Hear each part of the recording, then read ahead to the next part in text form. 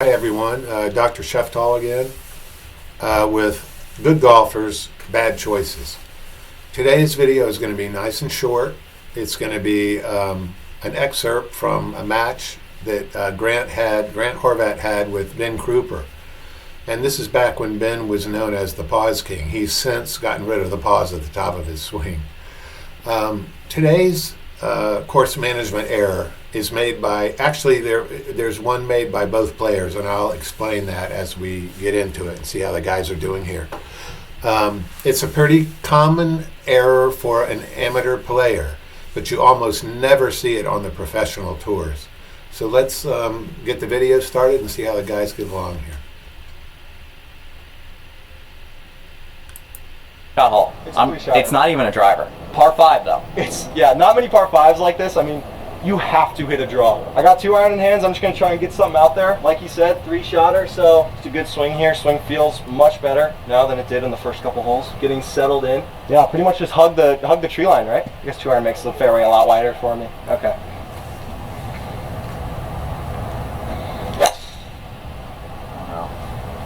Oh my god, that's so good. It's just like dead straight. Gosh. I pured it. I really did. I hit that solid. I just didn't draw it like I tried to. Now you can see that Ben hit his tee shot way too far. It's in those. It's in that trouble straight down the middle of the fairway. And the problem is, you should absolutely never lay up into trouble. And that's basically what Ben is doing there. He's hitting a 2 iron off the tee to lay up because they've already decided it's a 3-shot hole, and it is, as you will see. But you should never choose a club when you're laying up where a beautifully struck shot that goes straight will put you in trouble. So let's see here. Grant is hitting a 3-wood, and let's see how he goes. Yeah, it's perfect. It's perfect. Thank you. You could turn over that much. Yeah, yeah.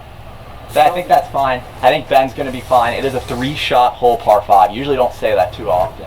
He's going to have to take an unplayable. We are in the center of the fairway, so I don't even know what to think anymore about momentum or anything along those lines, but we're just going to keep playing our own game. We have to take an unplayable. I'll take the 2 club lengths. I don't have a swing. Honestly, it was such a good strike on that tee shot. I just couldn't turn it over, like I said. That's okay, though. Now So there you go. He hit by his own admission, he struck it really well. He hit it dead straight, and you just cannot allow yourself to hit the ball into an unplayable lie when you're laying up like that, or laying back from the rough and the trees on a par 5 when it's a 3-shot hole anyway. I mean, he hit a 2 iron there.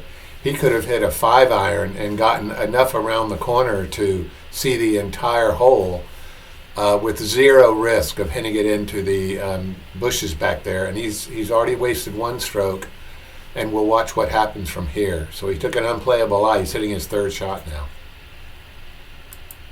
we just got to hit this punch 2 iron under this tree, try and get it rolling as much as possible. Like I said, make par the hard way.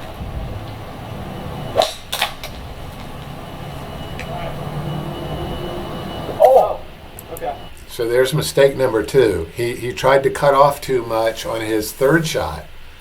The thing to do there is not to just pitch it out into the fairway, because you'll leave yourself too much into the green. You need to make a lot of distance on this 3rd shot. And you need to not give it any chance of hitting the trees, however. 0 chance. You need to aim as far to the left as you need to not hit the trees, and you need to make sure that you're not using too much club again, where you'll hit a straight ball into the rough on the left side and give yourself a horrible lie.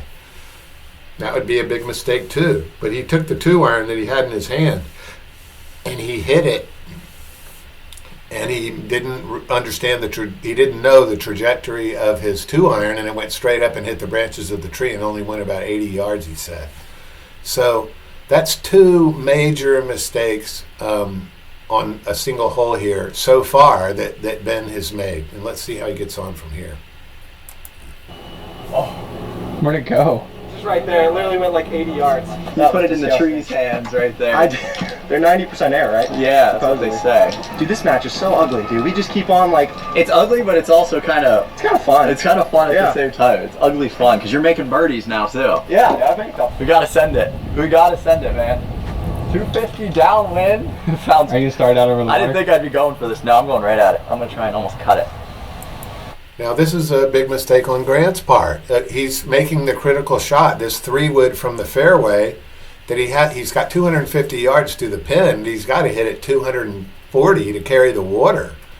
Boy, he is making the classic error of choosing the wrong shot to be the critical shot on the hole. What he needs to do here, since it's about 210 to the water, he needs to take a club that he hits about 190. Probably for him that would be probably a 7-iron that he won't hit past 190, maybe an 8, and just hit it down there to where he's 30 yards short of the green and he can chip on and make a birdie that way. Let his critical shot on this hole be the third shot, not the second one. This is a mistake that is made so often by amateurs. Again, PGA Tour pros who are so solid and so consistent with their long clubs would probably aim at the middle of the 3 bunkers you can see very easily there, which is to the left of the water, and just put it in the left fringe to the left of the green. They would not risk hitting it over the water where Grant's going to hit this ball. He gets very lucky. If he had hit it 1 yard more to the right, it would have gone in the water.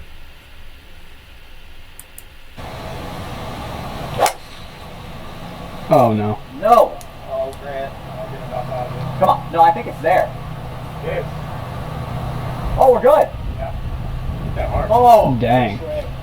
Now you're going to see when they get up there that Grant's ball is 1 yard from the red line, and it's straight downhill into the water from there. So he got very, very fortunate, and it was a very poor decision on his part to hit a 3-wood there.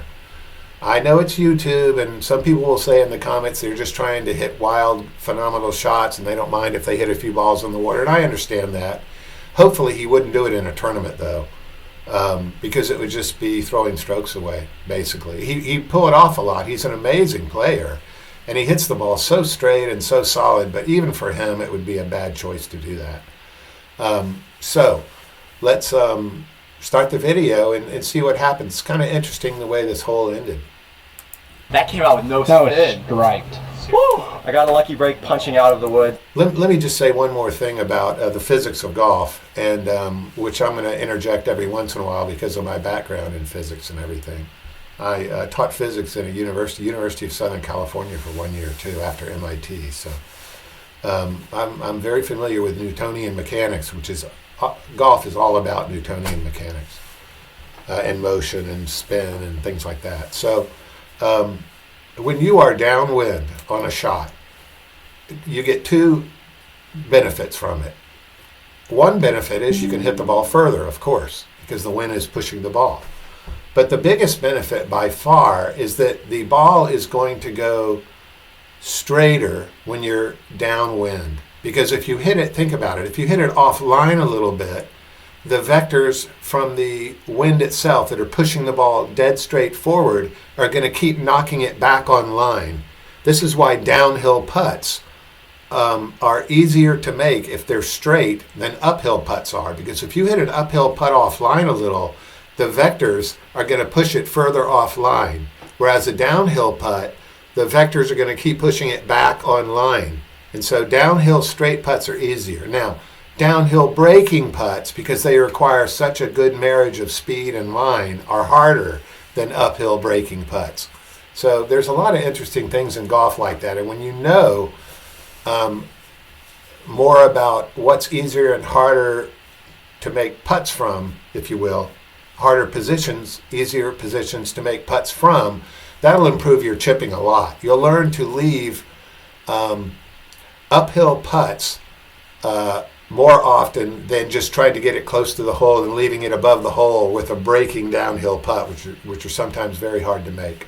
So let's see how Ben gets on here with his approach shot. This thing, the fact that it even found the fairway, I'll take it. Grant's in a good spot. I have a good feeling he's going to make a birdie. This would be a great par if I got up and down from 230 out. I got a 5-iron in hands though.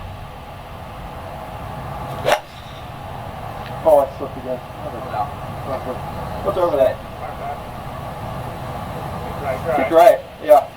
Thinned it just enough to where it's fine. This course is basically embarrassing us in a lot of ways. Dude, it really but is. I just wonder what this course is like for, the members out here. Yeah. Like, it's so difficult. Yeah, it really is. I couldn't imagine being like a 10 handicap coming here and like Try to hit it over trying the to hit water. it around. I feel like you're gonna lose some balls. Yeah, you're gonna lose Like- some balls. Like here, I was so like, oh, if I miss this short right at all, it's just gone. You know, it's just. if I'm telling you guys, I have no idea how that 3-wood stayed up. Somehow did, but if I was that much more to the right, I was in the water. I don't think the universe wanted you to have another water ball. Yeah, I think it was would have like- hurt a lot. It was. That's too many water balls. Yeah. There's a limit. So I ended up in actually a pretty good spot. That water on the right was scaring me quite a bit, I'm not gonna lie. We have to get this up and down because we still are 1 down. And Grant's probably gonna make a birdie, so he's probably gonna go back to 3 up if we both get up and down here. So let's make a bogey at worst. You can see that Ben's about maybe 20 yards short of the pin there. Now he said that he hit that 5-iron thin, which is fine. Everybody mishits the ball sometimes a little bit. But if he hit that ball his normal distance, which was about 210 yards, he needed at least one more club. He needed at least a 4-iron to hit it all the way to the pin, and maybe a 3 even.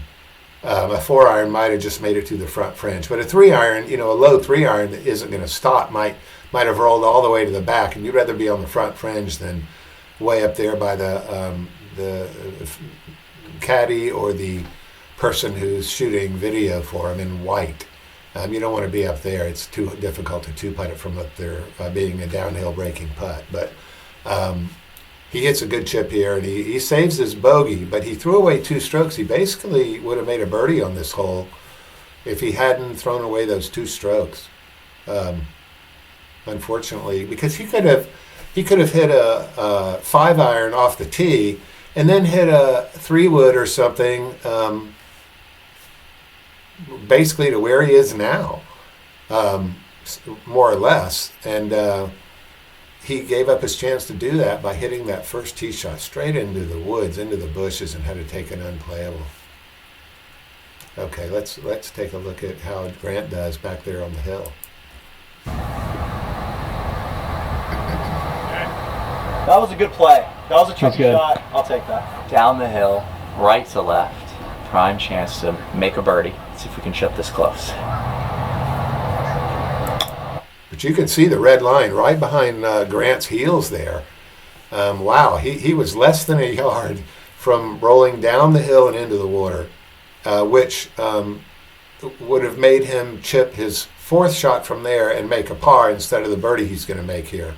However, if he had pushed it 10 yards to the right of where he's standing, his red line would have been way back at the beginning of the pond, way back in the fairway back here, and he probably would have made a bogey and tied Ben. That's how reckless hitting a 3-wood from back there was on a 250-yard shot. Now the wind kept it straight enough to stay on dry land. If it hadn't been with the wind, it would have been in the water for sure.